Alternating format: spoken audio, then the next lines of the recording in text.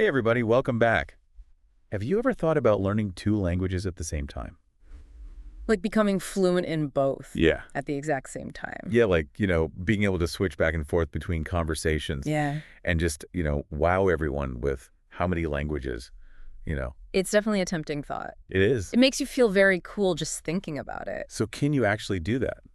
Well, that's what we're going to be diving into today. Oh, It's a question that language learners ask all the time, and researchers have actually spent a lot of time thinking about this too. that's cool. Yeah. So what have they found out? Well, it's not a simple yes or no answer. Okay. There are actually a lot of different things that can affect whether or not it's a good idea to learn two languages at the same time. So no magic wand to make us instantly fluent in like 5 languages. I wish. Unfortunately not. But I guess that makes sense. Okay. I mean, it does seem like a pretty big challenge for our brains. It is. It's kind of like trying to juggle. Yeah. Trying to keep all those new words and grammar rules straight for two languages at once. Right, like juggling flaming torches while riding a unicycle or something. Exactly. And actually, researchers even use a term called cognitive load to describe how much mental effort is involved in learning. Okay. And when you learn two languages at once, you're basically doubling that load. Oh, I see. Your brain is having to work twice as hard to process everything. So does that mean it's like a recipe for disaster? Not at all. Our brains are actually amazingly adaptable. Got it. Like, think of it like a muscle. The more you use it, the stronger it gets. I like that analogy. Yeah, so even though learning two languages at once does increase the demands on your brain, research shows that it can actually handle it. That is good to hear. Yeah, it's pretty remarkable. It makes me wonder, though, about kids. Yeah. You know how they just seem to soak up languages so easily? Yeah, like little sponges. Exactly.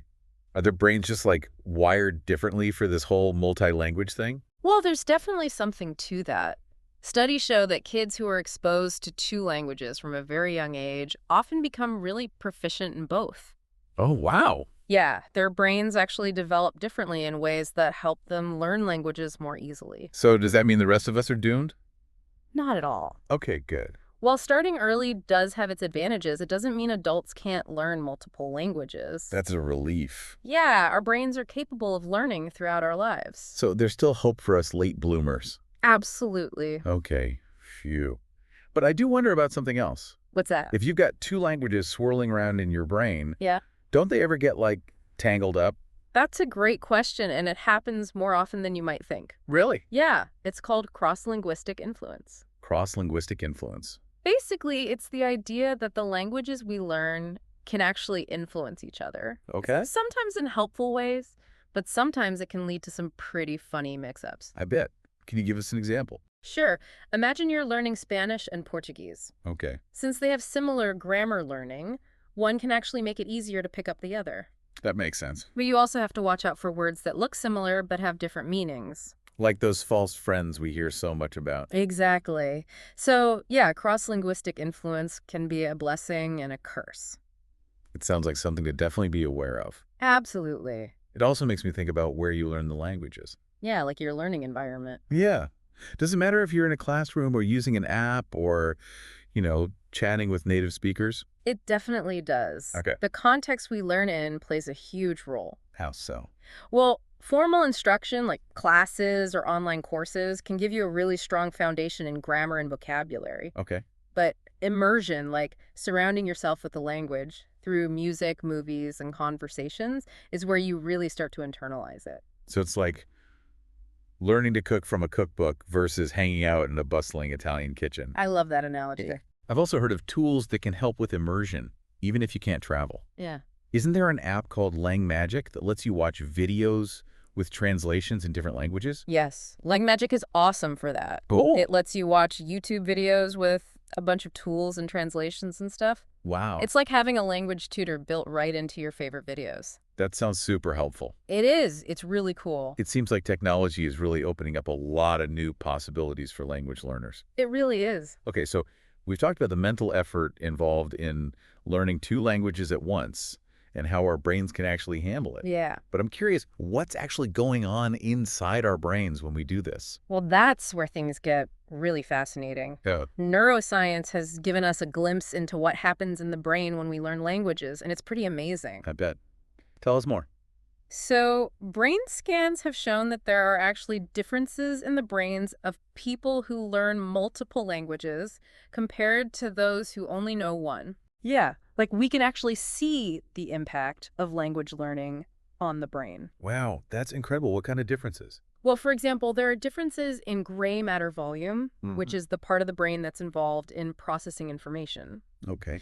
And these differences are related to things like how early someone started learning languages and how fluent they are. That's so cool. So learning languages actually changes the physical structure of our brains. It does. It's a testament to how adaptable our brains are. It's like proof that we can rewire our brains to learn new things. Exactly. That's so motivating. It is. And it's not just about language skills either. What do you mean? There's growing evidence that being multilingual can actually benefit your brain in other ways too. Like what? Well, studies have shown that it can improve your cognitive flexibility, your ability to switch between tasks, and your problem-solving skills. Wow. So learning languages is like a brain workout. Exactly. And some research even suggests that it can help delay the onset of cognitive decline as we age. That's amazing. I'm definitely feeling inspired to learn a new language now. Me too. It's never too late to start. But let's face it, not everyone learns the same way. Right. Some people are super organized and like structured lessons, while others prefer a more immersive approach. You're absolutely right. So how do those individual differences play into learning two languages at once?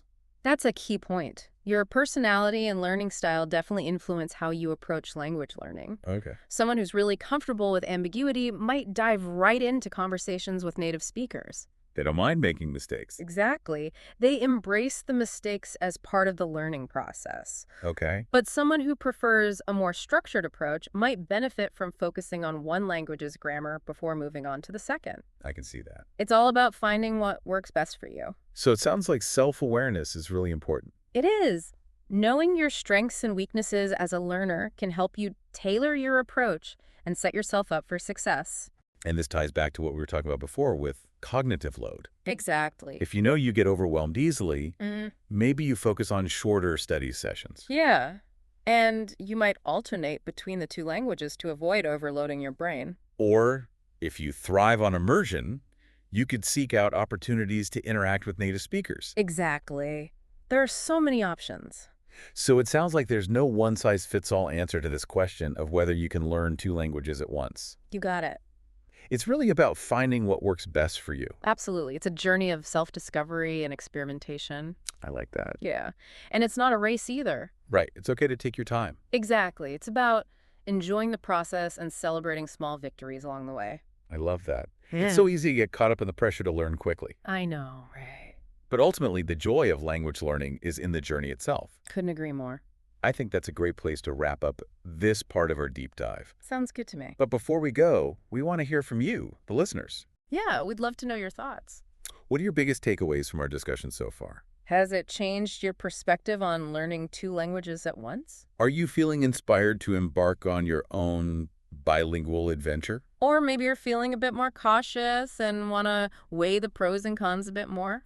Whatever your thoughts are, we encourage you to share them with us on social media. We love hearing from fellow language enthusiasts. And remember, whether you decide to tackle two languages at once or focus on one at a time, the most important thing is to approach language learning with curiosity and a growth mindset.